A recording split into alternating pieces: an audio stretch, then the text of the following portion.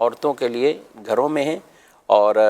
گھر کی جو مسجد ہے اسے مسجد بیت وہ کہا گیا ہے۔ اچھا، عورتوں نے جو کرنا ہے، اچھا مرد وہ اپنے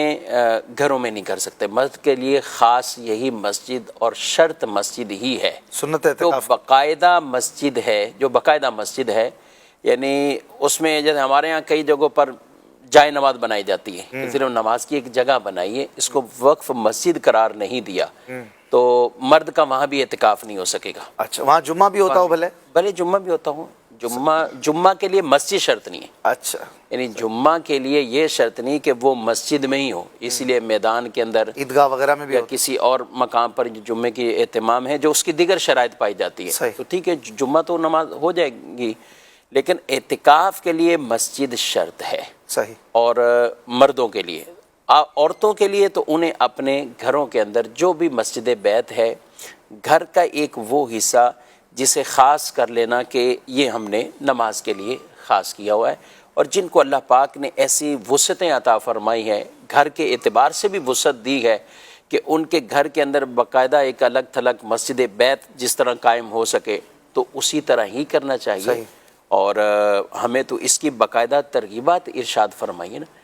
گھر میں نماز کا اہتمام، نماز گھر میں بھی یاد رہے، جیسے ایک حدیث میں فرمایا کہ اپنے گھروں کو قبرستان نہ بناؤ، جی، اپنے گھروں کو قبرستان نہ بناؤ، یعنی ایسا نہ ہو جیسے قبروں کے سامنے نماز پڑھنے کی ممانعت ہے، تو گھر ایسے نہ ہو جائیں کہ گھر میں کوئی نماز ہی نہیں پڑھ رہا۔ مردوں کو ترغیبات فرائض کے حوالے سے تو وہی ہیں، اور ان پر جو اگر شرائط پہ پورا اترتا ہے تو نماز کے وجوب کے اعتبار سے بھی جو فرض نماز کے حوالے سے، لیکن گھر میں بھی ایسا سلسلہ نہ ہو کہ گھر میں کوئی نماز ہی نہیں ہے، گھروں میں بھی نماز کا اہتمام، نوافل ہیں، سنتیں ہیں، دیگر آپ اور چیزیں آپ گھر کے ذکر تلاوت کرتے ہیں۔ تو جن کے گھر میں وسعت ہیں، گھر بڑے بڑے ہیں، عالیشان ہیں، ماشاءاللہ بعض لوگ ہوتے ہیں کہ جن کو اللہ پاک نے ایسے کشادہ گھر عطا فرمائے، اگر وہ چاہیں انہوں نے ہر طرح کی دوسری سہولیات کو دیکھا ہوتا ہے کہ اس کے اندر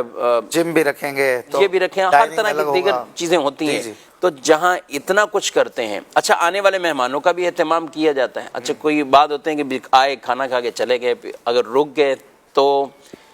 کیسے، تو اس کے لیے بھی کچھ نہ کچھ اہتمام ہوتا ہے، اور بعض ایسے گھرانے مجھے بہت اچھا لگا، مجھے ایک دو جگہوں سے پتہ چلا نا کہ انہوں نے باقاعدہ بیٹیوں کے لیے بھی الگ سے روم رکھے ہوئے ہیں، یعنی اگر بیٹیاں آتی ہیں، شادی شدہ بیٹیاں، یعنی گھر میں تو